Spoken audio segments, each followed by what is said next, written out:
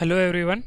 We have completed the instrument for the list devices of parliament proceedings जो हमने already complete किया हुआ था ऑलरेडी सारी तरीके से मैंने आपको बता दिया था कौन कौन से डिवाइसेस होते हैं जो पार्लियामेंट प्रोसीडिंग के टाइम पे यूज़ होते हैं। और अभी इसमें एक चीज़ मैं उस टाइम पे थोड़ा सा गलत बोल गया था कि जब जॉइंट सिटिंग होती है, जॉइंट सिटिंग जब होती है तो पहले स्पीकर जो होता है वो प्रिसाइड करता है। अगर स्पीकर एब्सेंट होता है या उसके वैकेंट होती है सीट तो डेप्यूटी स्पीकर करता है। अगर वो भी एब्सेंट होते हैं तब आपके डेप्यूटी चेयरमैन करते हैं, ठीक है। बट याद रखना चेयरमैन ऑफ राज्यसभा जो आपका वाइस प्रेसिडेंट होता है वो कभी भी आपको प्रिसाइड नहीं करता है ज्वाइंट सिटिंग को, ठीक है। ज्वाइंट सिटिंग को कभी भी प्रिसाइड नहीं करता है, ये याद रखना उसको, ठीक है। Now we will start with the this legislative procedures. कैसे क्या लेजिस्लेटिव प्रोसीजर होता है किसी बिल को पास करने के लिए। ऑर्डिनरी बिल के लिए क्या होता है, मनी बिल के लिए क्या होता है और अमेंडमेंट बिल के लिए क्या होता है। अमेंडमेंट बिल के लिए ऑलरेडी हमने बता के रखा हुआ है आपको, बट फिर भी मैं आपको रिपीट कर दूंगा एक बार ताकि आपको समझ में आ जाए, रिपीट हो जाए करके। और किसी को कोई डाउट हो तो प्लीज़ पूछते रहिएगा। और साथ में मेरी आवाज़ वगैरह क्लियर नहीं आ रही हो तो आप मुझे कमेंट सेक्शन में पूरी क्लियरली बता सकते हैं कि आवाज़ सही नहीं आ रही है sir. I will take the action accordingly, ठीक है। Now we will start. First की 5 स्टेजेस होती हैं लेजिस्लेटिव प्रोसीजर। लेजिस्लेटिव कोई भी एक्शन प्रोसीजर जो है किसी बिल को फॉलो करने के लिए, जो ऑर्डिनरी बिल होता है हम लोग पहले उसकी बात करेंगे। ऑर्डिनरी बिल की, ऑर्डिनरी बिल के प्रोसीजर होते हैं आपके 5 स्टेजेस होते हैं, 5 स्टेजेस में पास होता है वो, ठीक है। 5 स्टेजेस कौन कौन सी होती हैं हम लोग डिटेल में अभी पढ़ेंगे उस चीज़ को। द फर्स्ट इज, जो फर्स्ट रहेगा उसमें पहले तो आपको बता देता हूँ बिल कौन कौन से होते हैं। बिल होते हैं एक तो आपके मनी बिल हो गया, ऑर्डिनरी बिल हो गया, कॉन्स्टिट्यूशनल अमेंडमेंट बिल हो गया। इसमें गवर्नमेंट भी इंट्रोड्यूस कर सकती है, प्राइवेट मेंबर्स भी बिल इंट्रोड्यूस कर सकती है। कौन कौन से बिल प्राइवेट मेंबर्स नहीं इंट्रोड्यूस कर सकती वो भी बताऊंगा आपको। जो प्राइवेट मेंबर्स बिल होते हैं वो मतलब जो आपके गवर्नमेंट में नहीं है, जो आपके एमपीज गवर्नमेंट में है, मिनिस्टर्स हैं, उनको छोड़ के जितने भी एमपीज बचते हैं अगर वो कोई बिल लेके आते हैं तो उसको प्राइवेट मेंबर्स बिल बोलते हैं, ठीक है। हाँ जी, थैंक यू। तो उसको प्राइवेट मेंबर्स बिल बोलते हैं और वो भी पास होता है। अगर ऑर्डिनरी बिल है तो सेम प्रोसीजर आपको फॉलो करना पड़ेगा, चाहे प्राइवेट मेंबर्स बिल हो चाहे गवर्नमेंट बिल हो, ठीक है। तो उसके लिए 5 आपके स्टेजेस होते हैं। फर्स्ट स्टेज में क्या होता है कि जो बिल है उसका टाइटल पढ़ा जाता है और उसका जो ऑब्जेक्टिव है उसको पढ़ा जाता है फर्स्ट रीडिंग में, ठीक है। जिसको भी इंट्रोड्यूस करना है वो इंट्रोड्यूस करेगा, स्पीकर उसको परमिशन देगा इंट्रोड्यूस करने के लिए। उसके बाद में उसका टाइटल पढ़ा जाएगा और उसका ऑब्जेक्टिव पढ़ा जाएगा, ठीक है। और ये जो आपकी बिजनेस एडवाइजरी कमेटी है, डिफरेंट जो कमिटीज़ होती हैं उसमें डिसाइड होता है कि आज सेशन में क्या क्या चीज़ें होने वाली है। उसमें डिसाइड होता है कि कौन कौन से बिल आज पढ़ाए जाएंगे, उनके बारे में क्या क्या एक्शंस लिया जाएगा, ठीक है। तो अगर उन्होंने बोला कि आज इस वाले बिल के बारे में बोलना है करके तो उसके बिल की पहली उसके टाइटल फर्स्ट रीडिंग होगी उस बिल के बारे में कि इसकी पहली रीडिंग लेनी है और टाइटल फर्स्ट उसके टाइटल को रीड करना है, उसके ऑब्जेक्टिव को रीड करना है। उसके बाद में उस पर कोई डिस्कशन नहीं होगा, मतलब उसके बाद में मेंबर्स उस पर कोई डिस्कशन नहीं करेंगे। इसके बाद में उसको गेजेट में पब्लिकेशन कर दिया जाता है। जो गेजेट होता है आपका ऑफिशियल गेजेट होता है उसमें पब्लिकेशन कर दिया जाता है उस ऑर्डिनरी बिल को कि ये अभी आपका बिल आ गया है और इसके बारे में डिस्कशन और इसको पास करने का प्रोविजन करना है, ठीक है। जो ये 5 स्टेजेस बता रहा हूँ ये सारे स्टेजेस सेम होते हैं पहले लोकसभा में या राज्यसभा में। ऑर्डिनरी बिल जो होता है वो किसी भी उसमें हाउस में प्रेजेंट किया जा सकता है, चाहे लोकसभा में प्रेजेंट किया जा सकता है या राज्यसभा में भी प्रेजेंट किया जा सकता है, कोई दिक्कत नहीं, कोई भी उसमें ला सकता है उसको, बट सेम प्रोसीजर फॉलो करना पड़ेगा उसको। अगर लोकसभा में लेके आए तो वहाँ पे भी उसका टाइटल ऑब्जेक्टिव पढ़ा जाएगा और जो गैजेट है उसमें पब्लिकेशन दिया जाएगा, ठीक है। बट अगर राज्यसभा में भी लाएगा तो सेम तरीके से भी उसका टाइटल और ऑब्जेक्टिव होगा पहले और उसके बाद में उसका पब्लिकेशन होगा गैजेट में, उसके बाद में फिर वो आगे के लिए जाएगा। फिर उसकी सेकंड रीडिंग होती है, फिर से उसमें सेशन में डाला जाता है कि आज सेकंड रीडिंग करनी होगी उसको। जब सेकंड रीडिंग होगी उस टाइम पे डिटेल्ड स्क्रूटनी ऑफ बिल होगी बाय डिस्कशन, ठीक है। उसमें डिफरेंट स्टेजेस होती हैं, सेकंड रीडिंग में भी डिफरेंट स्टेजेस होती हैं। कौन कौन से स्टेजेस पे बिल की स्क्रूटनी होगी तो सेकंड रीडिंग के में उसमें डिटेल स्क्रूटनी होगी। तो उसमें पहला होता है जनरल डिस्कशन, उसमें सिर्फ डिस्कस किया जाता है कि इसमें क्या अच्छा है क्या बुरा है, कौन कौन से प्रोविजन है, क्या रिलेटेड प्रोविजन है, उसका क्या इम्पैक्ट होगा पब्लिक पे, और उससे क्या क्या नुकसान हो सकते हैं, ये जनरल डिस्कशन होगा उस बिल से रिलेटेड, ठीक है। उसके बाद में अगर उनको लगता है कि ये बिल इतना इंपॉर्टेंट है, इसको कमेटी को भेज सकते हैं, कोई भी पार्लियामेंट कमेटी बना के उस बिल से रिलेटेड उसको भेज सकते हैं। उस पार्लियामेंट कमेटी डिसाइड करेगी कि और अच्छे से उसको स्क्रूटनाइज करेगी, उसके बारे में डिटेल कंसीडर करेगी और उसके बाद में उसको वापस उसको पार्लियामेंट में भेज देगी देखने के लिए कि जो उन्होंने जो डिस्कशन हुआ है, जो स्क्रूटनाइज किया है, उसको प्रॉपर तरीके से फिर से देखने के लिए आपको एक पार्लियामेंट कमेटी वापस भेज देगी। तो जो पार्लियामेंट कमेटी होती है बेसिकली मेंबर्स ही पार्लियामेंट के मेंबर ही होते हैं, पार्लियामेंट के मेंबर ही होते हैं। वो क्या होता है, पार्लियामेंट में बहुत सारे काम होते हैं। अभी एक ही बिल के बारे में हो सकता है कि सबके पास नॉलेज ना हो अच्छे से डिटेल में, और सबके पास इतना टाइम ना हो पार्लियामेंट के बाद में उसका डिस्कशन करने के लिए अच्छे से। तो उसके लिए क्या हुआ, हमने कुछ लोगों को चुना, सेलेक्ट किया और उसको उसमें पार्लियामेंट कमेटी बना दिया। उनको ये बिल पकड़ा दिया कि आप इस पे डिस्कस करो, डिटेल स्क्रूटनी करो इस बिल के बारे में, हर एक चीज़ समझो और सब कुछ समझने के बाद में आप इसको पार्लियामेंट को वापस दो, ठीक है। तो पार्लियामेंट कमेटी यही करती है, ठीक है। तो कोई भी बिल होता है तो उसका पहले जनरल डिस्कशन होता है पार्लियामेंट में, उसके बाद में कमेटी को, अगर वो डिपेंड करता है, स्पीकर डिसाइड करता है कि कमेटी को भेजना है कि नहीं भेजना है करके, या फिर पार्लियामेंट के मेंबर्स डिसाइड करते हैं कि उसको कमेटी में भेजना है कि नहीं भेजना है, ठीक है। जो वो अगर उनको लगेगा कमेटी में भेजना चाहिए तो भेज सकते हैं, या फिर जनरल डिस्कशन के बाद में डायरेक्टली कंसिडरेशन स्टेज में भी जा सकते हैं कि अभी इसको कंसीडर लेने की ज़रूरत है। उसमें एक एक क्लॉज जो होगा वो डिस्कस किया जाएगा और उस पर वोटिंग होगी, ठीक है। हर एक क्लॉज पे डिस्कशन होगा और हर एक क्लॉज में जब कंसिडरेशन स्टेज पे आएगा, यार ना कंसिडरेशन स्टेज पे जब आएगा, ये जो कंसिडरेशन स्टेज है आपका, इस पे जब आएगा तब आपका हर एक क्लॉज जो भी उसमें क्लॉजेस लिखे हुए हैं, हर एक क्लॉज को पढ़ा जाएगा और उस पर वोटिंग होगी, सेपरेटली वोटिंग होगी हर एक क्लॉज पे, ठीक है। तो ये हो, इस पे बाद में उसका अगर कोई अमेंडमेंट करना होगा तो अमेंडमेंट भी उसी टाइम पे कंसिडरेशन स्टेज पे पास होगा, ठीक है। पहले जनरल डिस्कशन हुआ, उस पर कोई वोटिंग नहीं होती है उस टाइम पे। वोटिंग जनरल डिस्कशन में आपका सिर्फ डिस्कशन हुआ और बताया कि क्या अच्छा है बुरा है। अगर उनको लगा कि कमेटी बतानी, एक कमेटी में भेजना चाहिए, सिलेक्शन कमेटी बोलते हैं उसको, अगर सिलेक्शन कमेटी में भेजा गया उसको, तो सिलेक्शन कमेटी में भेजने के बाद में उसके और स्क्रूटनाइज होने के बाद में वो लोग अपनी रिपोर्ट पार्लियामेंट को देंगे, सभी मेंबर्स के पास में रहेगी। उसके बाद में उसको कंसिडरेशन स्टेज में भेजेंगे। कंसिडरेशन स्टेज में को क्लास बाय क्लास पढ़ा जाएगा और उस पर वोटिंग भी होगी साथ साथ में, ठीक है। वोटिंग होने के बाद में उसमें रहेगा कि अगर अमेंडमेंट करना है तो उस टाइम पे अमेंडमेंट भी की जा सकती है, ठीक है। फिर होती है उसकी थर्ड रेटिंग होगी बिल की। उसमें होगा जो एक्सेप्टेंस और रिजेक्शन है बिल का, उसका टोटल एज अ होल, मतलब अभी क्लॉज बाय कंसिडरेशन स्टेज में क्लॉज बाय क्लॉज हुआ था। थर्ड रीडिंग में क्या होगा, पूरा डिबेट होगा कि पूरा as a whole bill accept करना चाहिए नहीं करना चाहिए करके, ठीक है। उसके बाद में उसका क्या होगा, ये उसके बाद में उसको वोटिंग होगी टोटल एज अ, वो पूरा पार्लियामेंट में उसके एज अ हाउस में पूरा वोटिंग होगी और वोटिंग होने के बाद में उसका अप्रूवल होगा, ठीक है। अप्रूवल होने के बाद में जो आप उसका हाउस का जो प्रिसाइडिंग ऑफिसर है, चाहे स्पीकर हो चाहे चेयरमैन हो, वो सेकंड हाउस में भेजेगा कि अब ये बिल हमारे यहाँ अप्रूव हो गया है, अब इसको सेकंड हाउस में भेजो। तो सेकंड हाउस में भेजा जाएगा। सेकंड हाउस में भी सेम जो ऊपर की फर्स्ट सेकंड थर्ड जो प्रोसीजर है वो सेम तरीके से फॉलो होगा। फर्स्ट रीडिंग में सिर्फ टाइटल्स बढ़ा जाएगा, ऑब्जेक्टिव रहेगा। गैजेट में ऑलरेडी पब्लिक हो चुका है तो उसको पब्लिकेशन हो चुका है तो उसको जरूरत नहीं वापस करने की।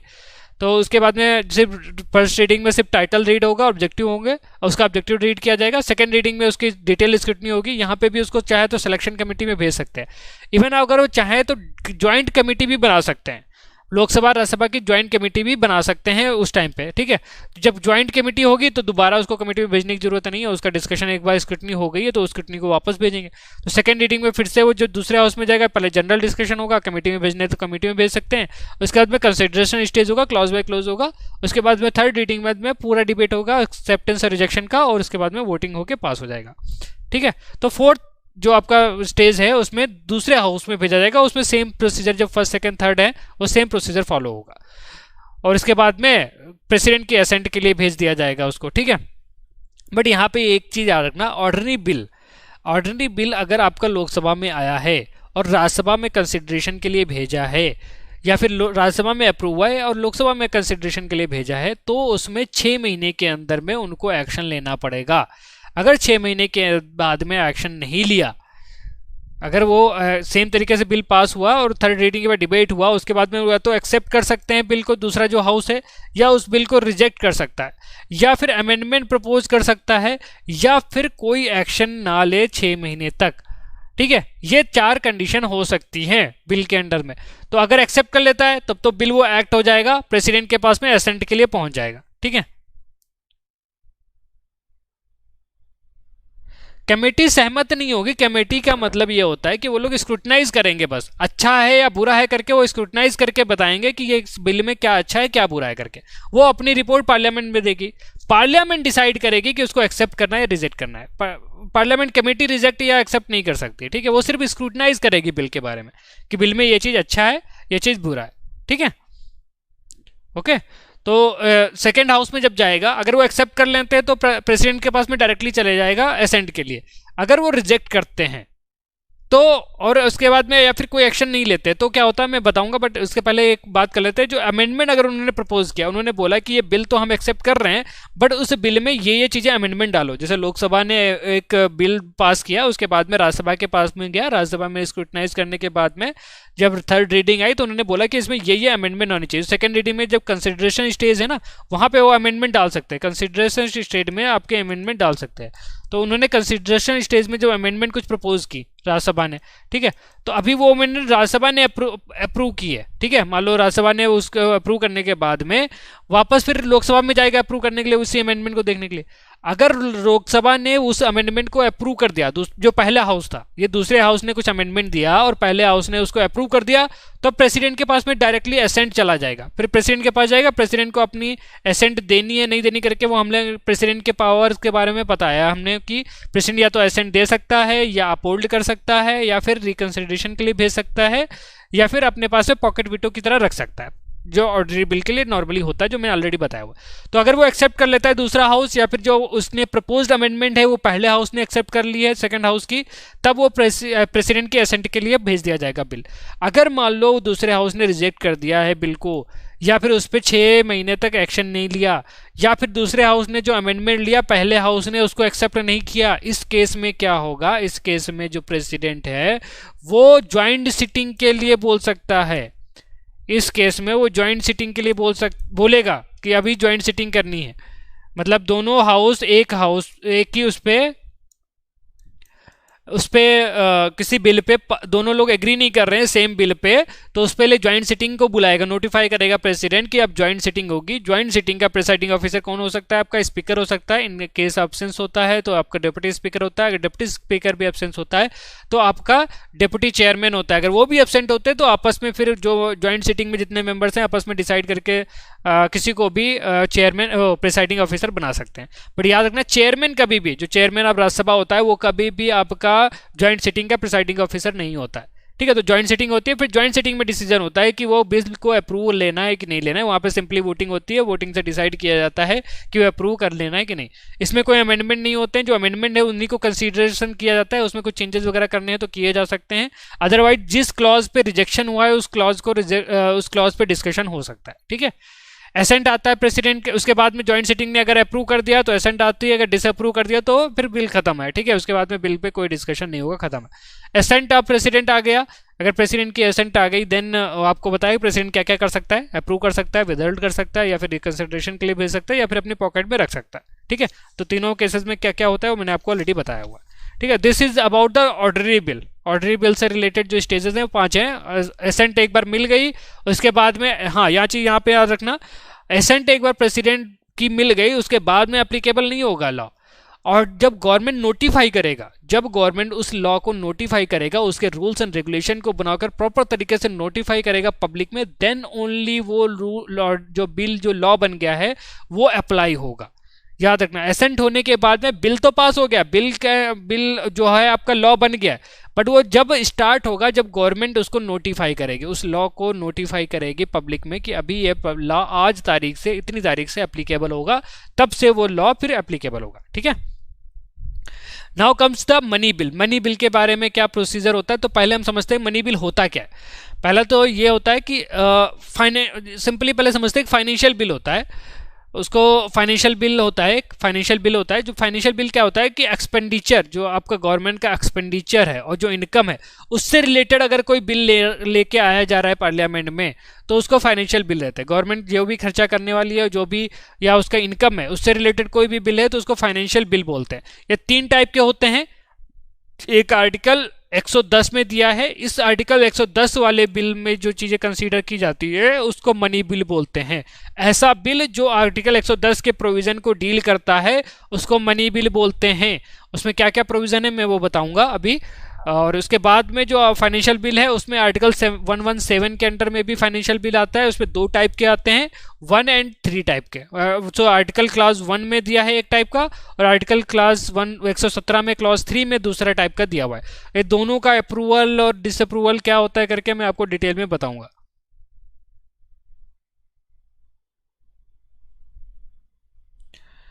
Yes, you can say that कि स्पीकर होता है, बट स्पीकर इज मेनली क्या होता है कि वो आपका हाउस वो directly elected of the people होता है, तो उसकी थोड़ी अथॉरिटी ज़्यादा दी जाती है एज कम्पेयर टू द जो डेप्यूटी चेयरमैन या अदर वो जो होते हैं, क्योंकि वो इलेक्टेड मेंबर होता है बाय द पब्लिक। ठीक है, और पार्लियामेंट में पब्लिक की डिमांड ज़्यादा चलनी चाहिए, इसके लिए स्पीकर को अपर हैंड दिया जाता है ज्वाइंट सिटिंग के टाइम पे प्रिसाइड करने के लिए। ठीक है, ज़्यादा प्रायोरिटी दी जाती है उसको। ठीक है, और दूसरा क्या होता है कि जब ज्वाइंट सिटिंग होती है यूजली जो लोकसभा ने डिसीजन लिया होता है एक्सेप्टेंस का बिल का या नॉन एक्सेप्टेंस ऑफ बिल का, वो ज़्यादा होता है क्योंकि उनके नंबर ज़्यादा है। जैसे हमने बताया कि 545 उनके मेंबर्स हैं और 245 राज्यसभा के हैं, तो लोकसभा में भी मैं आपकी जो मेजोरिटी रहेगी गवर्नमेंट की रहती है, राज्यसभा में भी उनके कुछ मेंबर होंगे, तो मेजोरिटी वहाँ से मिल जाती है और वहाँ होती है। और ज्वाइंट सिटिंग में जो भी बिल पास होता है वो सिंपल आपके सिंपल मेजोरिटी से पास होता है, मतलब जितने लोग प्रेजेंट है और वोट कर रहे हैं उसमें से 50% लोगों ने अगर बिल को एक्सेप्ट कर लिया है तो वो पास हो जाएगा, और 50% से ज़्यादा लोगों ने रिजेक्ट किया है तो रिजेक्ट हो जाएगा। ठीक है, तो फाइनेंशियल बिल आपके 3 टाइप के होते हैं, मनी बिल और फाइनेंशियल बिल टाइप 1 जो आर्टिकल 117 क्लास 1 में दिया है, फाइनेंशियल बिल टाइप 2 जो आर्टिकल 116 क्लास 3 में दिया हुआ है। ठीक है, सिंपली ये 3 टाइप के होते हैं। पहले we will consider about the money bill. Money bill क्या होता है आपका आर्टिकल 110 में दिया हुआ है। आर्टिकल 110 में क्या बोलते हैं कि जो भी इनसे रिलेटेड प्रोविजन से, ये जो प्रोविजन से इनसे रिलेटेड कोई बिल लाया गया है तो वो मनी बिल होगा। ठीक है, वो क्या क्या है प्रोविजंस? पहला तो कोई टैक्सेस लगानी है, गवर्नमेंट को कोई टैक्स लगाना है, खत्म करना है, उसको चेंज करना है, अल्टरनेट करना है या रेगुलेशन करना है, रेगुलेशन बनाना है किसी टैक्स से रिलेटेड, तो वो मनी बिल के अंडर में आएगा। ठीक है, अगर यूनियन गवर्नमेंट को मनी बोरो करना है, उससे रिलेटेड कोई रूल्स लॉज वगैरह बनाने हैं, उसके लिए कोई बिल लेके आ रही है उस लॉ के लिए, तब भी वो मनी बिल के अंदर में कंसीडर किया जाएगा। ठीक है, अगर वो consolidated fund of India, fund क्या होते हैं फंड में मैं आपको बता देता हूँ एक बार, यहीं पे तीनों चीजें बता देता हूँ। Consolidated fund of India, 3 type के फंड होते हैं गवर्नमेंट के बाद में, consolidated fund of India, public account of India and contingency fund of India. Article 266 में आपके दोनों consolidated fund of India, public account of India and contingency दोनों ये दिए हैं। आर्टिकल 267 में बोला गया है कि अगर पार्लियामेंट को पावर दी गई है कि उनको लगता है कि कोई ऐसा स्पेशल फंड बनाना है तो बना सकती है, तो उसके लिए उन्होंने पार्लियामेंट ने कंटीजेंसी फंड ऑफ इंडिया बनाया है। ये याद रखना है, जो ऊपर के दोनों बिल हैं ये कॉन्स्टिट्यूशन में इनके नाम लिखे हुए हैं, कॉन्स्टिट्यूशन में इनको बनाया है, but contingency fund of India है इसको पार्लियामेंट ने बनाया है। आर्टिकल 267 में जो कॉन्स्टिट्यूशन ने पावर दी है पार्लियामेंट को फंड बनाने के लिए। ठीक है, कंसोलिडेटेड फंड ऑफ इंडिया में क्या होता है, जो गवर्नमेंट का कोई भी इनकम और खर्चा होता है वो कंसोलिडेटेड फंड ऑफ इंडिया में आता है डायरेक्टली। ठीक है, ये आज चीज़ याद रखना, चाहे उसकी रेवेन्यू जनरेट हो रहा हो टैक्सेशन के थ्रू या फिर किसी लोन के थ्रू रेवेन्यू जनरेट हो रहा हो, वो सारा का सारा कंसोलिडेटेड फंड ऑफ इंडिया में जाएगा। इसके अलावा जितना भी पैसा गवर्नमेंट के पास में होता है जो उसके टैक्सेशन और कंसोलिडेटेड फंड ऑफ इंडिया में नहीं है, वो आपके पब्लिक अकाउंट में जाता है। पब्लिक अकाउंट में क्या होता है, जैसे प्रोविडेंट फंड है, पेंशन का फंड है किसी का करके, तो वो सारी की सारी आपके इसमें आएगा, पब्लिक अकाउंट फंड में आएगा। ठीक है, पब्लिक अकाउंट फंड में वो सारी चीज़ें आएंगी जो आपके उसमें नहीं है करके। इसमें आपके जो सेविंग बैंक डिपॉजिट है, डिपार्टमेंटल डिपॉजिट है, रेमिटेंसेस वगैरह जो भी हैं, ये पब्लिक अकाउंट में आएगा। ठीक है, इसके अलावा कंटीजेंसी फंड क्या है, स्पेशल एक फंड है जो गवर्नमेंट कभी स्पेशल जो कंडीशन है, जैसे कोई स्पेशल कंडीशन आ, जैसे कोविड-19 आ गया एकदम से स्पेशल कंडीशन आ गई, तो कंटीजेंसी फंड ऑफ इंडिया से गवर्नमेंट यूज कर सकती है स्पेशल कंडीशन को मीट करने के लिए। कोई भूकंप वगैरह आ गया तो उस टाइम पे भी यूज कर सकती है। उसके लिए एक और फंड होता है आपका डिजास्टर मैनेजमेंट फंड, उसमें भी है, वहाँ से भी कर सकती है, कंटीजेंसी फंड से भी कर सकती है। आई थिंक अभी 1000 करोड़ का रहता है, 1000 करोड़ रुपए इसमें गवर्नमेंट डालती है। एक बार चेक कर लेना अमाउंट कितना है, वो अमाउंट पार्लियामेंट अप्रूव करती है, और ये याद रखना एक इम्पॉर्टेंट चीज़ है, कंसोलिडेटेड फंड ऑफ इंडिया में कोई भी पैसा निकालना है, गवर्नमेंट को खर्चा करना है, तो पार्लियामेंट का अप्रूवल लगेगा। विदाउट पार्लियामेंट के अप्रूवल के वो कंसोलिडेटेड फंड ऑफ इंडिया से एक भी पैसा नहीं निकाल सकता। ठीक है। पब्लिक अकाउंट ऑफ इंडिया में क्या होता है, वो आपके प्रेसिडेंट अपनी मर्जी पे निकाल सकता है, मतलब ये एग्जीक्यूटिव के पावर पे रहता है। एग्जीक्यूटिव अपनी पावर के हिसाब से इसको यूज कर सकता है और इसके पैसे को यूज कर सकता है। But consolidated fund of India में करना है तो पार्लियामेंट अप्रूवल चाहिए, उसके अप्रूवल के बिना वो कुछ नहीं कर पाएगा। ठीक है। और similarly contingency fund of India भी क्या होता है कि इसमें जो जितना अमाउंट डालना है वो पार्लियामेंट अप्रूव करती है, अमाउंट निकालने के लिए सिर्फ प्रेसिडेंट का अप्रूवल लगता है, मतलब एग्जीक्यूटिव अपनी मर्जी से इसमें से पैसा निकाल सकते हैं जब भी उनको कंडीशन लगती है, स्पेशल कंडीशन लगती है निकालने के लिए, तो वो कर सकते हैं। ठीक है। तो ये चीज़ याद रखना, बहुत से कंसोलिडेटेड फंड ऑफ इंडिया तभी निकाल सकती है जब उसका पार्लियामेंट का अप्रूवल हो। ठीक है। इसीलिए जब मनी बिल की हम बात करते हैं तो मनी बिल में जब भी कोई भी पेमेंट करना है या पैसा निकालना है कंसोलिडेटेड फंड ऑफ इंडिया में, तो वो मनी बिल काउंट होगा और पार्लियामेंट का अप्रूवल होगा उसके लिए। Similarly contingency fund of India से भी कोई भी अगर अप्रूवल विड्रॉल लेना है करके, तब भी वो पार्लियामेंट का अप्रूवल लगेगा। ठीक है। बट वो क्या होता है, एग्जीक्यूटिव के ऊपर में होता है, एग्जीक्यूटिव के ऊपर में कंटीजेंसी फंड ऑफ इंडिया होता है कि उसमें से जब ये मतलब ये क्या होता है, जैसे अभी बढ़ाना है, अभी कंटीजेंसी में मैंने बोला कि 100 करोड़ का फंड बनाना है, अभी इसको 5000 करोड़ का बनाना है, तो उसमें भी पार्लियामेंट की अप्रूवल लगेगी, गवर्नमेंट कुछ नहीं कर सकती अपनी मर्जी से। पर अगर पैसा निकालना है उस टाइम पे करके, तो वो एग्जीक्यूटिव एक्शन के थ्रू उस साल के लिए निकाल सकती है। बट अगले साल के लिए अगर कितना खर्चा करना है करके, उसका कितना उसमें से निकालना है, कितना उसमें डालना है करके, ये सारा का सारा मनी बिल के थ्रू होगा। ठीक है। पैसा कंटीजेंसी फंड में कितना डालना है, कितना निकालना है करके अगले साल के लिए अगर डालना है तो मनी बिल के थ्रू ही लेके आएगा वो। ठीक है। बट अगर जो एक बार अप्रूव हो गया उसके बाद में एग्जीक्यूटिव अपनी मर्जी से जितना चाहे वैसा पैसा निकाल सकता है कंटीजेंसी फंड ऑफ इंडिया में। कंसोलिडेटेड फंड ऑफ इंडिया में कभी भी पैसा निकालना है तो उसको पार्लियामेंट का अप्रूवल लगेगा। कैसे होता है मैं आपको डिटेल में बताऊंगा, किस तरीके से अप्रूवल होता है, मनी बिल के थ्रू अप्रूवल होता है। ठीक है।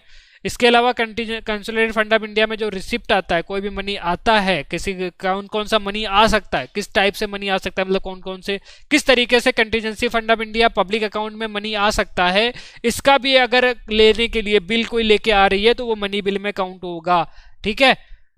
या फिर एक कोई भी ऊपर के मैटर हैं, या फिर अगर किसी भी जो आपके यूनियन और स्टेट के अकाउंट हैं उनकी ऑडिटिंग के रिलेटेड कोई रूल्स बनाने हैं, या उनकी कस्टडी किसको मिलेगी करके, कौन उसकी कस्टडी को ले सकता है करके, इससे रिलेटेड अगर कोई रूल्स बनाने हैं, उसका कोई बिल लेके आ रही है गवर्नमेंट, तो वो भी मनी बिल में काउंट होगा। ये याद रखना, जो ये बोल रहा हूँ ये सिर्फ प्रोविजंस है, इससे रिलेटेड प्रोविजंस अगर गवर्नमेंट वहाँ पे लेजिस्लेशन में लाती है कि इससे रिलेटेड हम प्रोविजंस बनाने वाले हैं, इन सब चीज़ों से रिलेटेड कि पैसा कैसे निकालना है, पेमेंट कैसे करनी है कंटीजेंसी फंड ऑफ इंडिया या कंसोलिडेटेड फंड ऑफ इंडिया, या उसको गवर्नमेंट की बोरोइंग को कैसे रेगुलेट करना है, या टैक्सेशन कौन कौन से लगाने हैं, नए नए टैक्सेस कौन लगाने हैं, ये कि सारे का सारा अगर प्रोविजन बनाना है तो मनी बिल की तरह लेके आएगी गवर्नमेंट। ठीक है। पार्लियामेंट में उसके बाद में मनी बिल की तरह उसका अप्रूवल होगा। ठीक है। बट इस पे कुछ हैं जो बिल नहीं आएंगे, वो भी एक बार कंसिडर लगते हैं। अगर गवर्नमेंट कोई कहीं पे किसी चीज के लिए फाइन लगाती है तो मनी बिल में काउंट नहीं होगा, या किसी लाइसेंस फी लगाती है, लाइसेंस किसी चीज का लाइसेंस लेने के लिए कोई फी लगाती है तो मनी बिल में काउंट नहीं होगा। ऐसा नहीं कि उसमें पैसे से रिलेटेड है तो आपका मनी बिल आ जाएगा। ठीक है। वहां पे मनी बिल नहीं आएगा, ये याद रखना हमेशा। ठीक है। टैक्सेशन के लिए ठीक है, बट फाइन और फी के लिए आपका मनी बिल नहीं होगा। ठीक है। अगर किसी सर्विस प्रोवाइड करा रही है उसके लिए कोई फी लगा रही है गवर्नमेंट, तब भी वो मनी बिल के अंडर में नहीं होगा। अगर लोकल बॉडीज कोई टैक्सेस लगा रही हैं तो वो भी आपके मनी बिल में कंसीडर नहीं होगा। मतलब गवर्नमेंट कोई लोकल बॉडी के टैक्सेशन से रिलेटेड कोई रेगुलेशन लेके आ रही है तो वो भी आपके मनी बिल में कंसीडर नहीं किया जाएगा। ठीक है। फाइन लगाने के लिए कोई बिल लेके आ रही है, लाइसेंस फी लगाने के लिए कोई बिल लेके आ रही है, या सर्विस इम्पोज करने के लिए जो फी दे रही पड़ रही है उसके लिए कोई बिल लेके आ रही है, तो वो मनी बिल में काउंट नहीं होगा। सिर्फ ये ऊपर के बताए हैं यही मनी बिल में काउंट होगा। ठीक है। इसमें कुछ स्पेशल प्रोविजन होते हैं मनी बिल के लिए लेजिस्लेटिव प्रोसीजर में। जैसे हमने बोला ऑर्डिनरी बिल आपका कहीं भी पास कहीं पे भी लाया जा सकता है, इंट्रोड्यूस किया जा सकता है लोकसभा में, राज्यसभा में। बट मनी बिल सिर्फ का सिर्फ लोकसभा में इंट्रोड्यूस किया जा सकता है, वो भी सिर्फ मिनिस्टर के द्वारा। यहाँ पे प्राइवेट मेंबर्स मनी बिल नहीं ला सकते हैं। ठीक है। और इसके लिए प्रायर रिकमेंडेशन होनी चाहिए प्रेसिडेंट की। ये 3 चीजें एकदम एक्सेप्शन है, तीनों चीजें एकदम याद हो जानी चाहिए। पहला तो ये सिर्फ लोकसभा में इंट्रोड्यूस किया जा सकता है, दूसरा ये सिर्फ मिनिस्टर इंट्रोड्यूस कर सकते हैं, और तीसरा ये प्रेसिडेंट की रिकमेंडेशन चाहिए पहले, तभी ये इंट्रोड्यूस किया जा सकता है लोकसभा में। ठीक है, इसके अलावा क्या होती है, जो प्रोसीजर होता है सेम तरीके से फॉलो होता है। फर्स्ट सिटिंग, सेकंड रीडिंग, फिर थर्ड रीडिंग में चाहे तो उसको उसमें भी डाल सकता है। उसके बाद में जब ये राज्यसभा को भेजा जाता है, राज्यसभा को जब भेजा जाता है, ये या बिल को रिजेक्ट नहीं कर सकता है, ना ही उसको अमेंड कर सकता है। याद रखना, रिजेक्शन की पावर भी राज्यसभा के पास में नहीं है, ना ही अमेंडमेंट की पावर है। वो सिर्फ रिकमेंड कर सकता है कि इस बिल में ये चीजें डालनी चाहिए करके। वो रिकमेंडेशन वापस लोकसभा के पास जाएंगी, लोकसभा तो चाहे उसको एक्सेप्ट कर सकता है, चाहे तो नहीं एक्सेप्ट कर सकता है। अगर वो एक्सेप्ट कर लेता है तब बिल पास हो जाएगा, एक्सेप्ट नहीं करता है तब भी बिल पास माना जाएगा। ठीक है, इसके अलावा राज्यसभा अगर 14 दिन के अंदर में कोई एक्शन नहीं लेती है उस बिल पे, तब भी बिल पास माना जाएगा। ठीक है, तो यहाँ पे मनी बिल के केस में लोकसभा को एक्सक्लूसिव पावर दी गई है। राज्यसभा सिर्फ 14 दिन के लिए डिले कर सकता है, इसके अलावा कुछ नहीं कर सकता। उसमें कोई रिकमेंडेशन दे सकता है, जरूरी नहीं उसकी एक्सेप्ट हो नहीं हो। तो यहाँ पे बहुत ही कम पावर है राज्यसभा को as compare to Lok Sabha. But ordinary bill के केस में देखेंगे उसमें दोनों को बराबर पावर दी गई है। ठीक है, ज्वाइंट सिटिंग में उनके नंबर ज्यादा होते हैं लोकसभा के, इसलिए उनको थोड़ा सा बेनिफिट मिल जाता है। बट देखा जाए और सारे केसेस में राज्यसभा को इक्वल पावर दी गई है आपके जनरल बिल में, ऑर्डिनरी बिल में। बट मनी बिल के केस में राज्यसभा को कोई एकदम से बिल्कुल ही पावर नहीं की है। मनी बिल क्यों इंट्रोड्यूस होता है आपके लोकसभा में? आप सोचो, मनी किसका होता है? मनी किसका होता है? आप सिंपली बताओ, मनी किस चीज, किसके लिए, किसका मनी होता है? ये पब्लिक मनी होता है ना? जब पब्लिक मनी है तो पब्लिक की अथॉरिटी होनी चाहिए, और पब्लिक के रिप्रेजेंटेटिव कहाँ पे होते हैं? लोकसभा में। इसलिए लोकसभा को स्पेशल पावर दी गई है इन सब चीज़ों के लिए कि जो मनी बिल है वो सिर्फ लोकसभा में इंट्रोड्यूस किया जा सके। ठीक है, पब्लिक का कंट्रोल होना चाहिए, इसके लिए पब्लिक के रिप्रेजेंटेटिव का कंट्रोल होना चाहिए, और पब्लिक के रिप्रेजेंटेटिव कहाँ पे होते हैं? लोकसभा। ठीक है, इसलिए लोकसभा को स्पेशल पावर दी गई है मनी बिल से रिलेटेड। ठीक है, तो ये बहुत इंपॉर्टेंट जो मैंने बताया कि जो दोनों चीजें हैं कि एक तो ये जो रिस्ट्रिक्शन है कि जैसे मनी बिल लोकसभा में इंट्रोड्यूस कर सकता है, मिनिस्टर इंट्रोड्यूस कर सकता है। अब ये आप सेम क्वेश्चन आ सकता है आपका कि मिनिस्टर क्यों इंट्रोड्यूस करता है?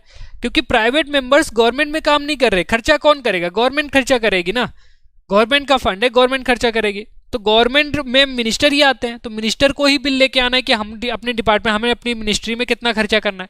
प्राइवेट मेंबर जो सिर्फ लेजिस्लेटिव है उसको क्या फर्क पड़ता है कि कौन से मिनिस्टर में कितना खर्चा लेने वाला है? तो वो मनी बिल क्यों लेके आएगा? क्यों उसको लाना चाहिए?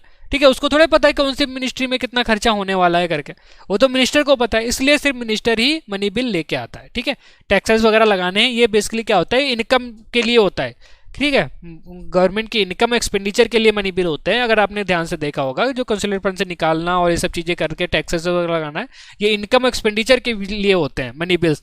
कोई भी एक्सपेंडिचर के लिए कुछ बिल लाना है या इनकम के लिए बिल लेके आना है तो आपका मनी बिल के अंदर काउंट किया जाता है। इसीलिए इसको मिनिस्टर सिर्फ इंट्रोड्यूस कर सकते हैं, क्योंकि this is only related to the minister, executive work के लिए होता है। ठीक है, और इसमें ठीक है, अभी आगे बताता हूं मैं। तो Rajya Sabha can amend the bill, can not amend the bill और can not reject the bill. ठीक है, उसके बाद में प्रेसिडेंट के लिए अप्रूवल के लिए आता है। प्रेसिडेंट के अप्रूवल के लिए मैंने ऑलरेडी आपको मनी बिल के बारे में बताया हुआ है, या तो वो अपना अप्रूवल दे सकता है या विदहोल्ड कर सकता है, रिकंसिडरेशन के लिए नहीं भेज सकता। ठीक है, रिकंसिडरेशन के लिए नहीं भेज सकता, और यूजुअली वो अपने अप्रूवल देता है, क्योंकि जैसे मैंने बताया कि ये जो मनी बिल इंट्रोड्यूस किया जाता है विद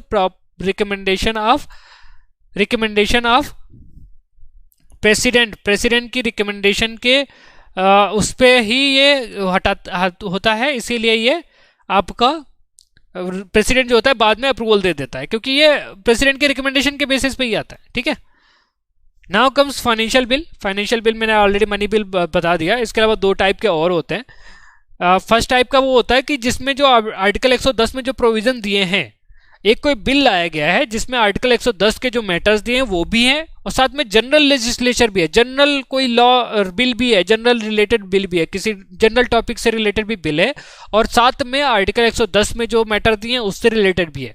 तब वो फाइनेंशियल बिल टाइप 1 बोला जाता है, जो आर्टिकल 117 में क्लास 1 के अंडर में दिया है। ठीक है, इसके लिए भी ये है कि ये भी सिर्फ लोकसभा में इंट्रोड्यूस किया जा सकता है और प्रेसिडेंट की प्रायर रिकमेंडेशन होती है। ठीक है, और इसके अलावा सेम प्रोविजन होता है, जनरल जो बिल होता है पासिंग का सेम प्रोविजन होता है। मतलब राज्यसभा चाहे तो इसको, लोकसभा में तो सेम प्रोसीजर है, first reading, second reading, third reading, लोक राज्यसभा में जब जाएगा तो राज्यसभा चाहे तो इसको रिजेक्ट कर सकती है, चाहे तो उसको अमेंड कर सकती है।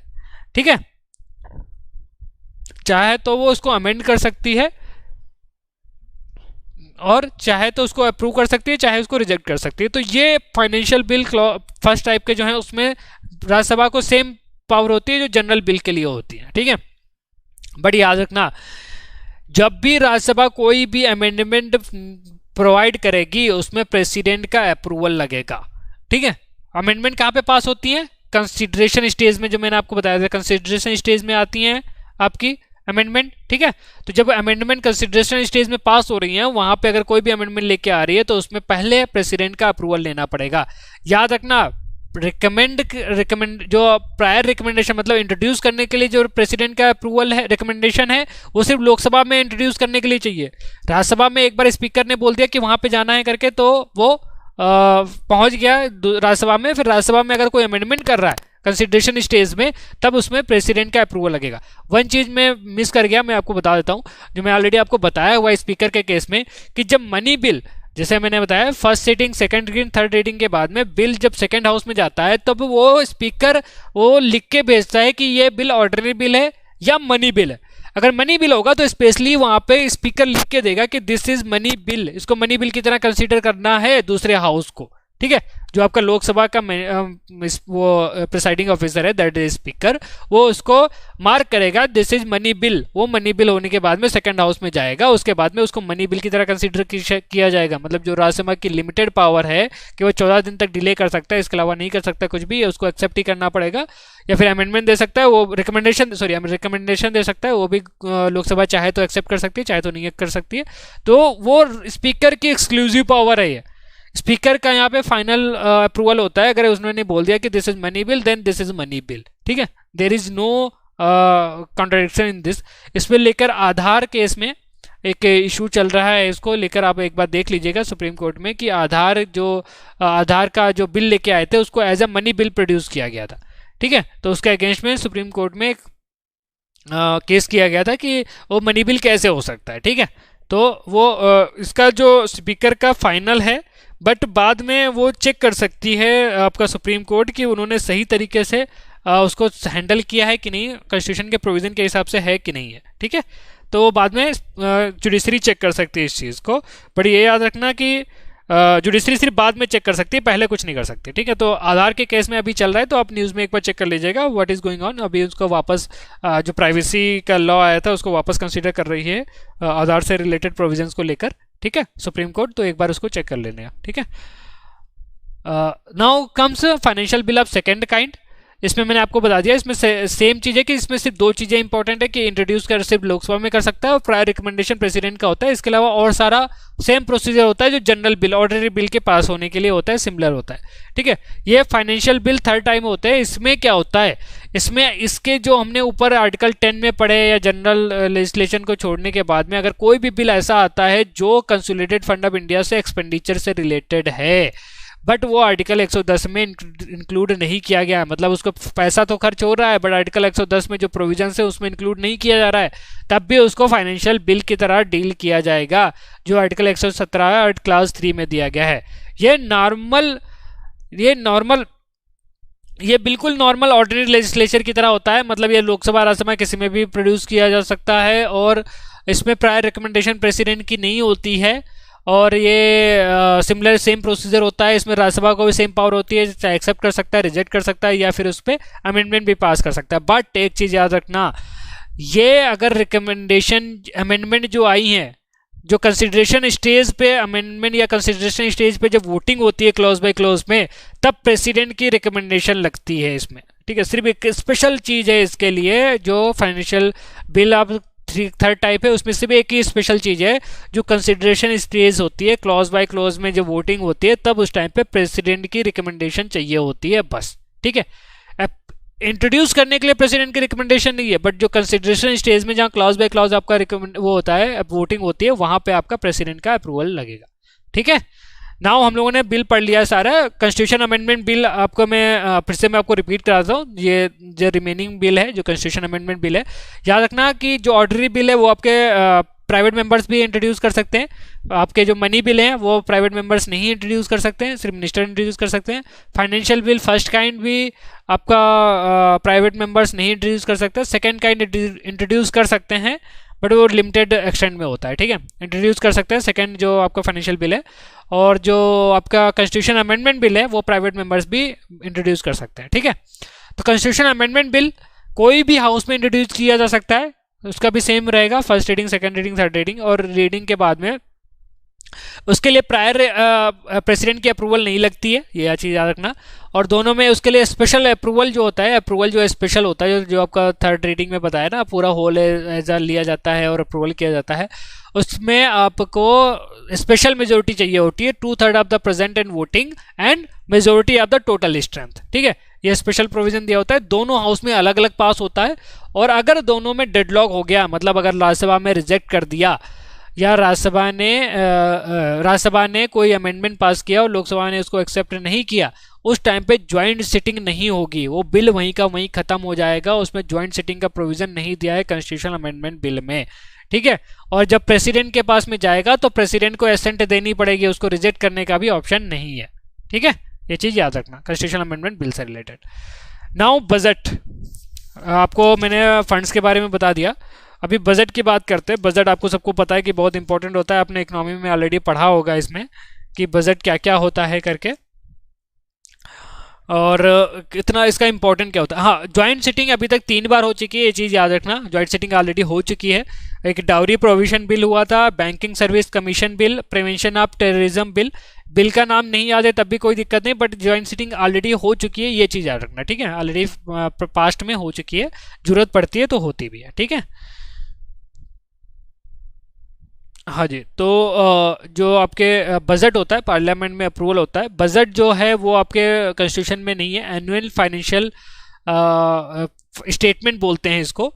ये लिया जाता है यूजली आर्टिकल 112 के अंडर में दिया है, ठीक है। 110 के अंडर में आपको मनी बिल दिया है, 112 के अंडर में बिल है कि president will cast to present a annual financial statement, ठीक है। मतलब प्रेसिडेंट के वो बोलेगा तब उसको इंट्रोड्यूस किया जाएगा, ठीक है। पहले याद रखना आपका रेलवे का बजट अलग होता था और फाइनेंस बजट जो जनरल बजट होता था वो अलग अलग होता था। 2017 के बाद में गवर्नमेंट ने दोनों को मर्ज कर दिया, अभी एक ही बजट होता है, ठीक है। एकवर्थ कमेटी थी जिन्होंने रेलवे बजट को 1924 में अलग किया था, और उसकी रिपोर्ट के बाद में एकवर्थ कमेटी की रिपोर्ट 1921 में आई थी। 1924 में रेलवे का बजट अलग बना दिया गया था, क्योंकि उस टाइम पे रेलवे बजट बहुत इंपॉर्टेंट होता था, और मैक्सिमम जो बजट होता था, मैक्सिमम मतलब 60 से 70% आपका रेलवे बजट ही लेता था। तो इसके लिए उसको इंपॉर्टेंस को देखते हुए अलग बना दिया गया, बट अभी वो हार्डली 5 to 6% या हार्डली 10% से ज़्यादा उसका बजट जाता नहीं है, तो उसको फिर इंक्लूड जनरल बजट में इंक्लूड कर दिया गया है। और भी बहुत सी चीज़ें हैं, वो आप एक बार पढ़ लीजिएगा, अगर मैं आपको नोट्स भी प्रोवाइड करा दूंगा कि दोनों बजट को क्यों मर्ज किया गया, ठीक है। उसके बारे में डिटेल रीजन। तो अभी एक जनरल बजट पास किया होता है, पहले वो फरवरी के एंड में होता था, अभी उसकी डेट भी एक्सटेंड कर दी गई, अभी 1 फरवरी को आपका बजट इंट्रोड्यूस किया जाता है, ठीक है। तो बजट का अप्रूवल कैसे होता है, ठीक है। बजट का अप्रूवल कैसे होता है वो उसको हम डिटेल में समझेंगे। तो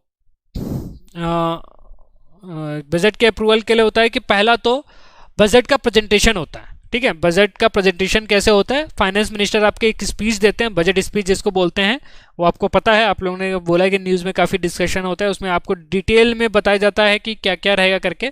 उस बजट स्पीच के साथ में एनुअल फाइनेंशियल स्टेटमेंट पूरा रखा जाता है, आपका appropriation bill, finance bill, demands for grants, and जो आपके FRBM में जो आपके 3 स्टेटमेंट्स जो बोले हैं देने के लिए, देन 3 स्टेटमेंट्स कौन कौन से होते हैं, micro economic framework statement, fiscal policy strategy statement and medium term fiscal policy statement, ये तीनों साथ में रखे जाते हैं बजट स्पीच के साथ में। इसके अलावा expenditure budget, revenue budget, receipt budget, expenditure profile, outcome budget, ये सारे डॉक्यूमेंट्स एक साथ उस टाइम पे प्रेजेंट किए जाते हैं, ठीक है। प्रेजेंट स्पीच होने के बाद में कोई भी डिस्कशन नहीं होता है, याद रखना। स्पीच हो गई, खत्म हो गया, कोई डिस्कशन नहीं होगा। उसके बाद में जब अगले डिसाइड होगा बाद में कि फिर उसके बाद में सेकेंड स्टेज में उसका जनरल डिस्कशन होगा। जितनी भी टॉपिक्स हैं और उसमें डिस्कशन, उसमें बजट में जो भी इंट्रोड्यूस है वो जनरल डिस्कशन होगा, ठीक है। बट उस टाइम पे कोई वोटिंग नहीं होगी। यहाँ पे एक चीज़ इंपॉर्टेंट है, जब भी वो अभी मैं आपको पूरा प्रोसीजर बताऊंगा तब आपको समझ में आएगा कि बजट अप्रूवल में काफ़ी टाइम लग जाता है, ठीक है। तो अब जो बजट अप्रूव होता है वो 1 अप्रैल से 31 मार्च तक के लिए अप्रूव होता है, ठीक है। बट अगर मान लो 1 फरवरी को इंट्रोड्यूस हुआ और ये आपका अप्रूवल होता है 30 अप्रैल के बाद में अगर अप्रूव होता है बजट, तब 1 महीना जो 1 अप्रैल से 30 अप्रैल के लिए जो बजट है वो कहाँ से लेके आएगी। जब तक बजट अप्रूवल नहीं होगा तब तक गवर्नमेंट पैसा नहीं निकाल सकती, ये चीज़ याद रखना हमेशा। मैंने ऑलरेडी बताया ना, कंसोलिडेटेड फंड ऑफ इंडिया से पैसा अगर निकालना है तो उसको गवर्नमेंट को पार्लियामेंट के लिए अप्रूवल होता है, वो पार्लियामेंट का अप्रूवल बजट के अप्रूवल के थ्रू होता है। मैं आपको डिटेल में बताऊंगा अभी वो चीज़, ठीक है। तो बजट का अप्रूवल हुआ नहीं तो पैसा वो निकाल सकती नहीं है, तो वो 1 महीना गवर्नमेंट कैसे खर्चा निकालेगी। तो वहाँ पे आता है वोट ऑन अकाउंट, ठीक है। वोट ऑन अकाउंट लेके आती है गवर्नमेंट, उसका पार्लियामेंट में जल्दी से जल्दी अप्रूवल होता है। वो बेसिकली 2 महीने के लिए या 1 महीने के लिए, जब तक उसको गवर्नमेंट को लगता है कि अप्रूवल में, बजट के अप्रूवल में टाइम लगेगा। आपके फाइनेंशियल ईयर क्या होता है, 1 अप्रैल से 31 मार्च के बीच में फाइनेंशियल ईयर होता है। उस फाइनेंशियल ईयर के बीच में आपका बजट, नेक्स्ट ईयर का बजट अप्रूव नहीं हो सकता है, तो नेक्स्ट ईयर के जो रिमेनिंग टाइम है जहाँ पे उसको खर्चा करना है, तो वोट एंड अकाउंट करके एक लेके चीज आएगी, वो उसमें अप्रूव करेगी पार्लियामेंट, और उसके बाद में वो खर्चा कर लेगी, ठीक है। खर्चा कर सकती है कंसोलिडेटेड फंड ऑफ इंडिया से। यहाँ पे भी याद रखना पार्लियामेंट का अप्रूवल है, बट ये जल्दी हो जाता है, ठीक है। उसमें वो बहुत लंबा प्रोसीजर है तो काफ़ी टाइम लगता है, तो ये जल्दी हो जाता है, इसके लिए वोट एंड अकाउंट से गवर्नमेंट पैसा निकाल लेती है, ठीक है। अब आते हैं थर्ड स्टेज पे। थर्ड स्टेज पे क्या होती है, स्क्रूटनी होती है बिल की। जो आपका बजट लेके आए हैं वो स्क्रूटनी होती है, वो किसके थ्रू होती है, डिपार्टमेंट स्टैंडिंग कमेटी, ये पार्लियामेंट कमेटी होती है। इस पे 24 होती है, ये अलग अलग जो मिनिस्ट्रीज होती हैं उनके बेसिस पे 24 टाइप की बनाई गई हैं। ये हर एक मिनिस्ट्री में जो आपका बजट में एक्सपेंडिचर होने वाला है उसका डिटेल्ड बजट की स्क्रूटनी करते हैं।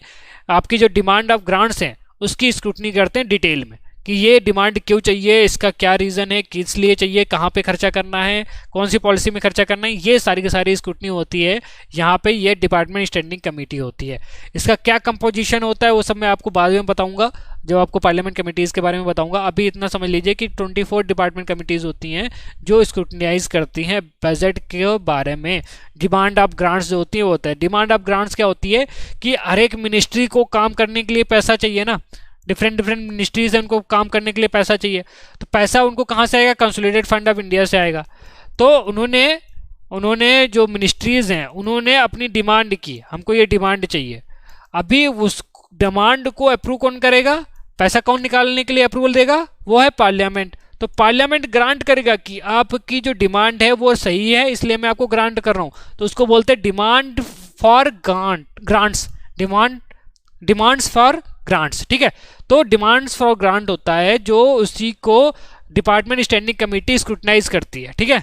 डिमांड फॉर ग्रांट्स जो होती हैं उसी को स्क्रूटनाइज करती है डिपार्टमेंट स्टैंडिंग कमेटी। उसके बाद में जब स्क्रूटनाइज करने के बाद में वो अपनी रिपोर्ट पार्लियामेंट को, लोकसभा या राज्यसभा जो भी है पार्लियामेंट को देती हैं, दोनों जगह पे, राज्यसभा और लोकसभा में दोनों जगह पे होती है। जो जनरल डिस्कशन होता है वो भी दोनों हाउसेज में होता है, ठीक है। दोनों हाउसेज को अपनी रिपोर्ट देती है। इस कमेटी में दोनों हाउसेज के मेंबर भी हो सकते हैं, एक हाउसेज के मेंबर भी हो सकते हैं, ठीक है। तो दोनों में वहाँ पे स्क्रूटनी होती है, उसके बाद में वोटिंग होती है। ये याद रखना, वोटिंग जो होता है डिमांड फॉर ग्रांट्स, ये सिर्फ लोकसभा को दी गई है। यहाँ पे भी सेम रीजन है, लोकसभा इज पीपुल्स, तो पीपल को उस पर वो होना चाहिए, आपका कंसोलिडेटेड फंड ऑफ इंडिया से जितना पैसा निकालना है उस पर आपका किसका अप्रूवल होना चाहिए, लोकसभा का। तो लोकसभा ही डिमांड्स फॉर ग्रांट्स का वोटिंग करके अप्रूव कराती है, ठीक है।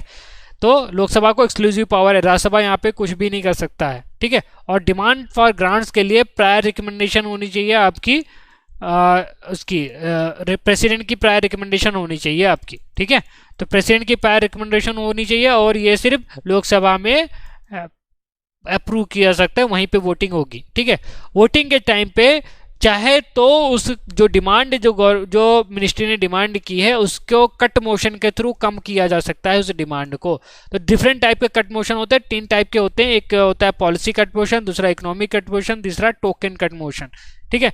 पॉलिसी कट मोशन क्या होता है कि जब उसको जो लोकसभा के मेंबर्स हैं उनको लगता है कि जो जिस पॉलिसी में गवर्नमेंट खर्चा करने वाली है वो पॉलिसी सही नहीं है, मतलब गवर्नमेंट ने जैसे स्वच्छ भारत स्कीम बोला कि स्वच्छ भारत स्कीम में हम 5,000 करोड़ रुपए खत्म करेंगे अगले साल के लिए, ठीक है, बट उनको लगता है कि जो स्वच्छ भारत स्कीम है ये सही नहीं है, इसके लिए पॉलिसी कट मोशन लेके आ सकते हैं वो, ठीक है। पॉलिसी कट मोशन में क्या बोलेंगे कि इसका जो पैसा है, जो भी 5,000 करोड़ रुपए गवर्नमेंट ने बोला है, इसको 1 रुपए के इक्विवेलेंट कर दिया जाए, ठीक है। मतलब पॉलिसी की खराब है और अगर अप्रूव हो जाता है तो फिर वो पॉलिसी इंप्लीमेंट नहीं होती है, मतलब वो फिर इंप्लीमेंट नहीं होती है, ठीक है। इवन वो लोग अल्टरनेटिव पॉलिसी भी बता सकते हैं, ठीक है।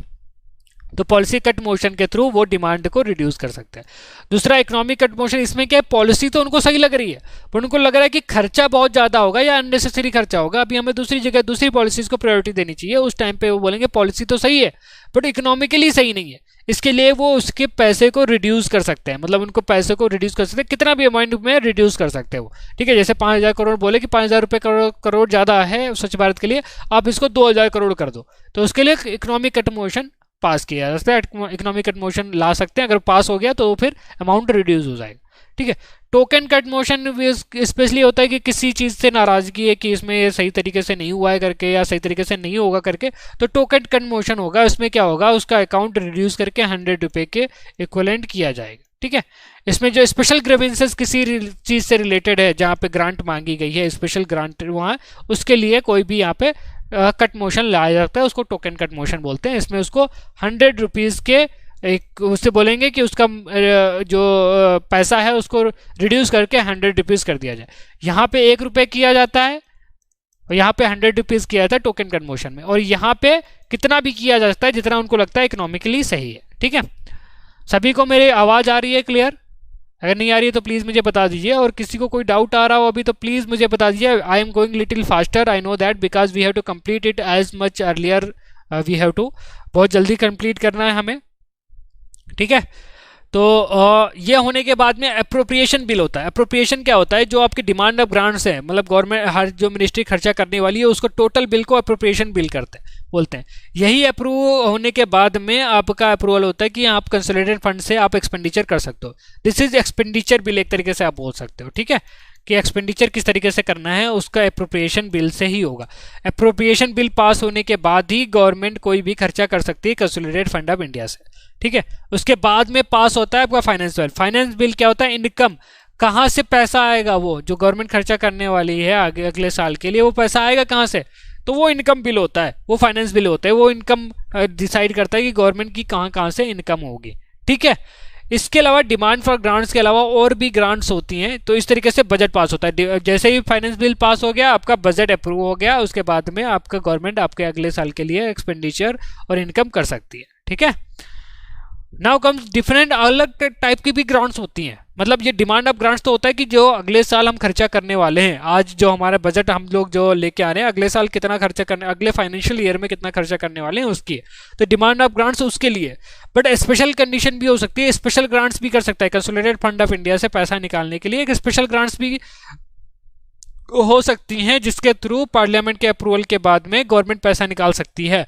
वो कौन कौन सी होती है, पहली होती है सप्लीमेंट्री ग्रांट। सप्लीमेंट्री ग्रांट क्या है, मान लो गवर्नमेंट ने इसको बोला स्वच्छ भारत मिशन में 2,000 करोड़ रुपए हम लगाने वाले हैं, बट गवर्नमेंट को लगा 2,000 करोड़ तो मेरे 7 महीने में ही खत्म हो गए, अभी उनको और पैसे की भी जरूरत है, तब उसके लिए क्या करेंगे, सप्लीमेंट्री ग्रांट लेंगे, जाके सप्लीमेंट्री ग्रांट पार्लियामेंट में लेके आएंगे कि हमें और पैसा लेना है, और फिर जब पार्लियामेंट अप्रूव कर देगी तब जैसे मान लो इसको 1,000 करोड़ रुपए और चाहिए हमें, तो 1,000 करोड़ रुपए के सप्लीमेंट्री ग्रांट लेके आएगी। सप्लीमेंट्री ग्रांट का पार्लियामेंट अप्रूवल करने के बाद में कंसोलिडेटेड फंड ऑफ इंडिया से 1,000 करोड़ रुपए निकाल लेगी वो, ठीक है।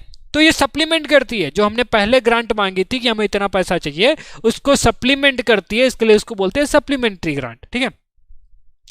एडिशनल ग्रांट, गवर्नमेंट ने बोला कि हम इतनी इतनी स्कीम चलाने वाले हैं, ठीक है, इतनी इतनी स्कीम चलाने वाले हैं, गवर्नमेंट ने ये चीज़ बोला, बट अगर उनको बीच में लगता है कि नहीं ये स्कीम भी हमको लेके आनी चाहिए करके, तब उस टाइम पे वो एक एडिशनल ग्रांट लेके आएगी कि हमने एक नई स्कीम चलाने वाले हैं, इसके लिए नया पैसा चाहिए हमको, एक्स्ट्रा पैसा चाहिए अपने कंसोलिडेटेड फंड ऑफ इंडिया से, तो उसके लिए एडिशनल ग्रांट लेके वो चली आएगी, ठीक है।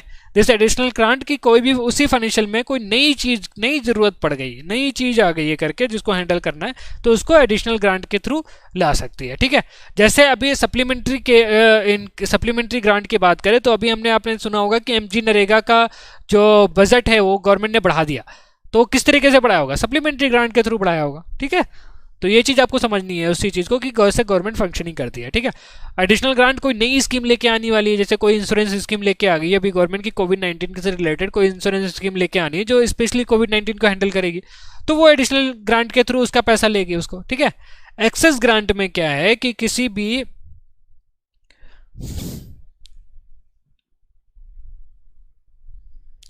जब किसी एक्सेस ग्रांट का मतलब क्या है कि किसी भी स्कीम पे जरूरत से ज्यादा खर्चा हो गया है, ऑलरेडी हो चुका है, ऑलरेडी उस पर खर्चा हो गया है, तो लोकसभा का अप्रूवल तो चाहिए ना, जो खर्चा एक्स्ट्रा किया है उन्होंने। मान लो हमने बोला था कि गवर्नमेंट 2000 करोड़ रुपए लोग स्वच्छ भारत स्कीम में खत्म करने वाली है, ठीक है, इस फाइनेंशियल ईयर में, पर उन्होंने खर्चा करते करते पैसा निकाल के उन्होंने 3000 करोड़ रुपए खत्म कर दिए, ठीक है, और उन्होंने सप्लीमेंट्री ग्रांट लिया नहीं है, बट बाद में जो एक्स्ट्रा पैसा निकालना है उसका तो अप्रूवल चाहिए ना, तो वो उसके लिए फिर एक्सेस ग्रांट लेके आई कि हमने ऑलरेडी पैसा खत्म कर चुके हैं, अब आप इसका अप्रूवल दे दो, ठीक है, लोकसभा फिर अप्रूवल दे देगी।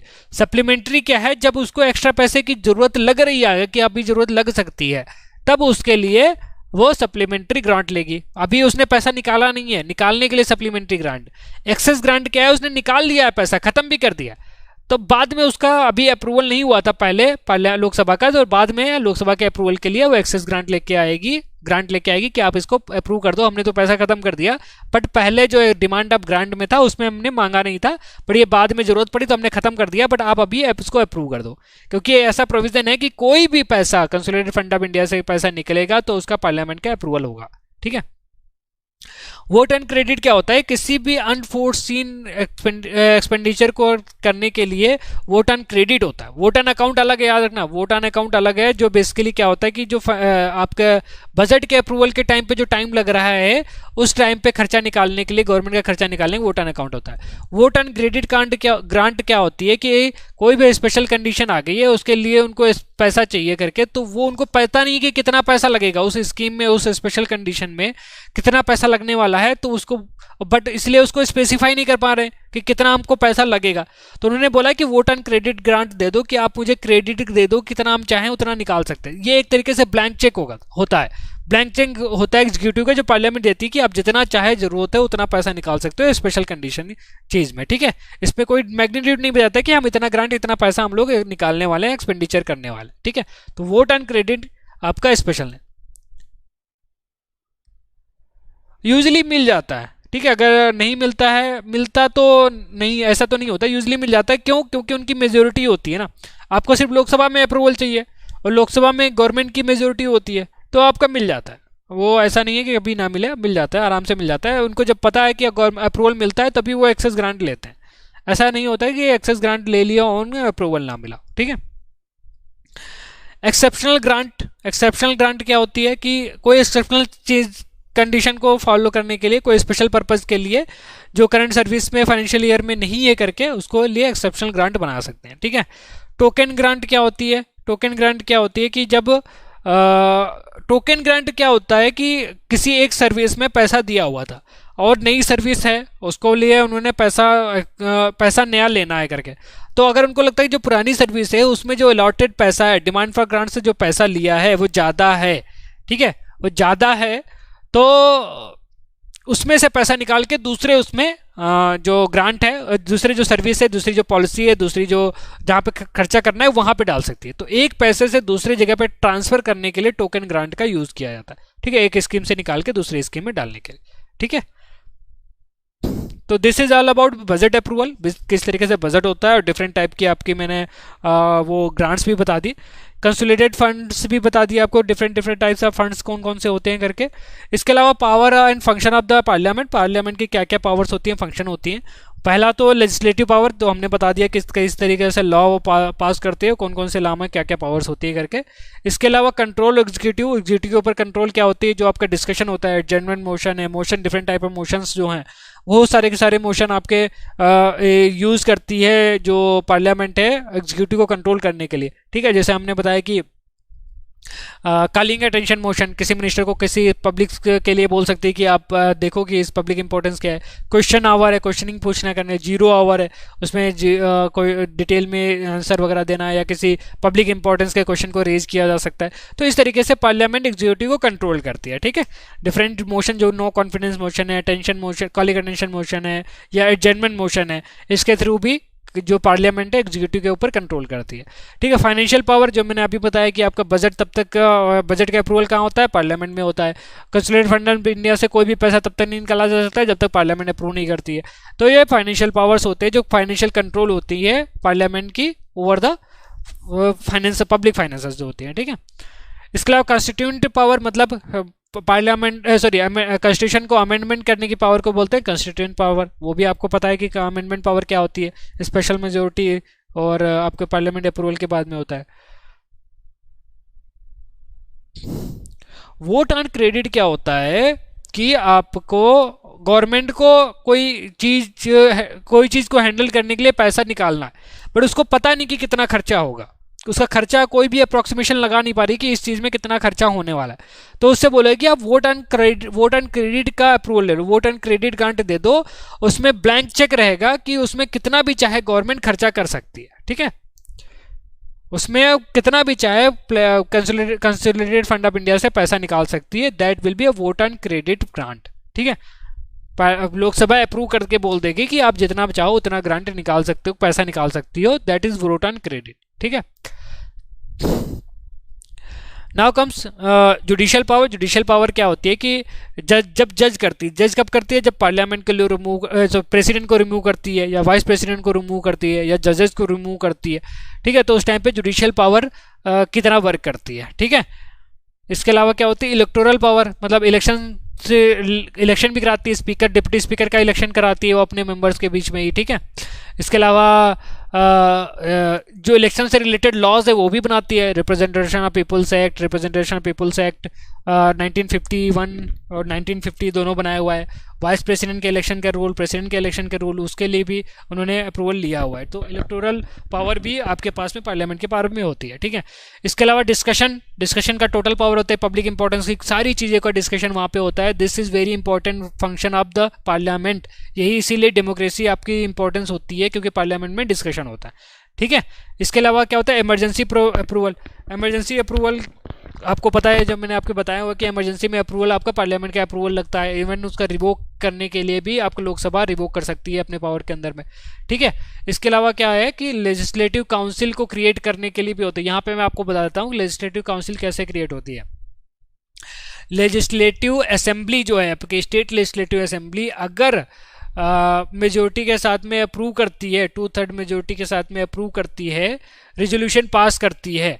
ठीक है, रेजोल्यूशन पास करती है लेजिस्लेटिव असेंबली कि हमें लेजिस्लेटिव काउंसिल चाहिए, तो वो पार्लियामेंट को भेजेगी कि हमको लेजिस्लेटिव काउंसिल चाहिए। उसका रेजोल्यूशन पास करने के बाद में उसको भेजेगी। वो वहाँ पे पार्लियामेंट का फिर डिसीजन है कि चाहे तो लेजिस्लेटिव काउंसिल क्रिएट कर सकती है, चाहे तो नहीं क्रिएट कर सकती है। ठीक है, तो रेजोल्यूशन कौन लेके आता है, लेजिस्लेटिव असेंबली, LA जो मेंबर्स ऑफ लेजिस्लेटिव असेंबली है वो लोग रेजोल्यूशन लेके आते हैं और वो फिर पार्लियामेंट के पास में जाता है। पार्लियामेंट भी चाहे तो उस पर एक्शन ले सकती है, चाहे तो नहीं ले सकती है।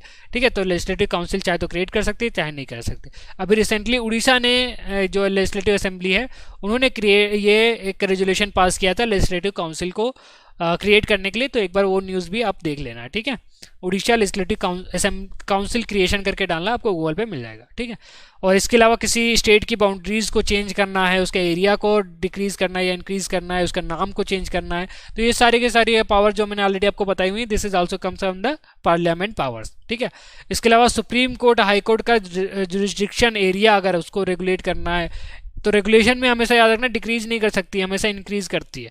ठीक है, तो ये इसका भी पावर आपका पार्लियामेंट में है। ये सारी चीज़ें मैंने आपको बताई हुई हैं, लेजिस्लेटिव पावर, ये सारी चीज़ें मैंने बताई हुई, यहाँ पे आपको समराइज कर दिया है एक तरीके से। ठीक है, तो ये सारी की सारी पावर एंड फंक्शंस आपके पार्लियामेंट में है। तो आज के लिए हम लोग इतना ही रखते हैं। इसके अलावा मैं आपको सिर्फ कुछ बता देता हूँ राज्यसभा की जो पोजीशन है, राज्यसभा की position as compare to Lok Sabha वो क्या क्या होती है, ऑलरेडी मैंने बहुत सी चीज़ों में बता रखी है, फिर भी मैं बता देता हूँ। जो आपका ऑर्डनरी बिल है उसमें सेम पावर है आपकी लोकसभा और राज्यसभा की, एक्सेप्ट द ज्वाइंट सिटिंग के केस में उसको बेनिफिट मिल जाता है लोकसभा को, बिकॉज नंबर ज़्यादा है। बट और सारी पावर सेम है, वो एक्सेप्ट कर सकती है, रिजेक्ट कर सकती है, इवन अमेंडमेंट भी कर सकती है। तो राज्यसभा की और लोकसभा की पावर सेम होती है in case of ordinary bill. जो कॉन्स्टिट्यूशन अमेंडमेंट बिल है उसमें सेम पावर होती है, एक्सेप्ट कर सकती है, रिजेक्ट कर सकती है, अमेंडमेंट कर सकती है। इवन यहाँ पे ज्वाइंट सिटिंग की भी प्रोविजन नहीं होता, तो इक्वल पावर होती है अमेंडमेंट के केस में। कॉन्स्टिट्यूशन अमेंडमेंट केस में इक्वल पावर होती है लोकसभा की और राज्यसभा की, ठीक है। इसके अलावा क्या होती है, जो आपके फाइनेंशियल बिल हैं, जो कंसोलिडेटेड फंड ऑफ इंडिया से एक्सपेंडिचर है, जो सेकंड टाइप का हमने बताया, जो सेकंड टाइप का जो ये बिल बताया था, इसमें भी राज्यसभा की सेम पावर है एज कम्पेयर टू लोकसभा, ठीक है। जो प्रेसिडेंट का इलेक्शन है या इम्पीचमेंट है, उसमें भी राज्यसभा की सेम पावर है as compare to Lok Sabha. Same status, equal status है विद लोकसभा, ठीक है। वाइस प्रेसिडेंट के रिमूवल के लिए भी इक्वल स्टेटस है। और चीफ जस्टिस को रिमूव करने के लिए, जजेस को रिमूवल करने के लिए जो बिल वगैरह आते हैं उसमें भी सेम स्टेटस है। इसके अलावा ऑर्डिनेंस पास करने के, जो प्रेसिडेंट ऑर्डिनेंस लेता है उसका बाद में जो अप्रूवल होता है, उसमें भी राज्यसभा की सेम पावर है। इसके अलावा जो 3 इमरजेंसी है उसका अप्रूवल के लिए, रिमूवल के लिए याद रखना, अप्रूवल के लिए आपकी राज्यसभा की इक्वल पावर है, बट रिमूवल के लिए इक्वल पावर नहीं, वो स्पेशल लोकसभा को पावर दी गई है कुछ कुछ केसेस, इमरजेंसी केसेस में, ठीक है। तो इमरजेंसी केसेस में अप्रूवल के लिए तो इक्वल पावर है, बट रिवोक के लिए इक्वल पावर नहीं है, ठीक है। मिनिस्टर के सिलेक्शन के लिए भी आपका राज्यसभा का इक्वल पावर होता है, ठीक है। इसके अलावा जो आपकी फाइनेंस कमीशन, यूपीएससी है, सीएजी की जो रिपोर्ट होती है, उनका कंसिडरेशन में भी आपकी सेम पावर्स होती हैं लोकसभा और राज्यसभा की, ठीक है। जो अनइक्वल स्टेटस है वो क्या है, मनी बिल के केस में, वो आपको पता है। मनी बिल के केस में क्या होता है, या तो इंट्रोड्यूस नहीं किया जा सकता है, ना ही उसमें कुछ अमेंडमेंट कर सकता है वो, ना ही उसको ज़्यादा टाइम के लिए रोक सकता है, सिर्फ 14 दिन के लिए कर सकता है। जबकि ऑर्डिनरी बिल आपका 6 महीने के लिए होता है, ठीक है। 6 महीने के लिए वो कर सकती है, डिसअप्रूव कर सकती है। तो यहाँ पे सिर्फ 14 दिन के लिए कर सकती है, ठीक है। और इसके अलावा जो इंट्रोड्यूस करने का है सिर्फ लोकसभा में इंट्रोड्यूस किया जा सकता है, राज्यसभा में नहीं किया जाता है। स्पीकर डिसाइड करता है, आपका जो राज्यसभा के प्रिसाइडिंग ऑफिसर है वो डिसाइड नहीं करते हैं कि मनी बिल जो है मनी बिल होगा कि नहीं होगा करके, ठीक है। इसके अलावा और हाँ, उसके अलावा रिजेक्ट नहीं कर सकता है, ठीक है। तो दिस मनी बिल के केसेस में आपकी एक अनइक्वल स्टेटस दिया गया है एज कम्पेयर टू लोकसभा। इसके अलावा आपका ज्वाइंट सिटिंग का भी प्रोविजन नहीं है इस केस में, तो ठीक है। और ज्वाइंट सिटिंग के भी केसेस में वो होता है, और ज्वाइंट सिटिंग में आपका स्पीकर प्रिसाइड करता है, तो ये भी अनइक्वल पावर दी गई है, ठीक है। और डिमांड ऑफ ग्रांट्स जो होती हैं वो भी वोटिंग सिर्फ लोकसभा में होती है, राज्यसभा में नहीं होती है, ठीक है। तो these are unequal. No confidence motion आपका सिर्फ लोकसभा में पास हो सकता है, राज्यसभा में पास नहीं हो सकता। तो this are unequal status. But यहाँ पे याद मैं आपको बताऊंगा कि कुछ स्पेशल पावर्स भी दी गई हैं आपके राज्यसभा को। स्पेशल पावर्स क्या दी गई हैं कि parliament can make any law on the state list, जो मैंने ऑलरेडी आपको बताया हो आर्टिकल 249 में, मैंने आपको बताया हुआ ऑलरेडी, स्पेशल पावर है ये।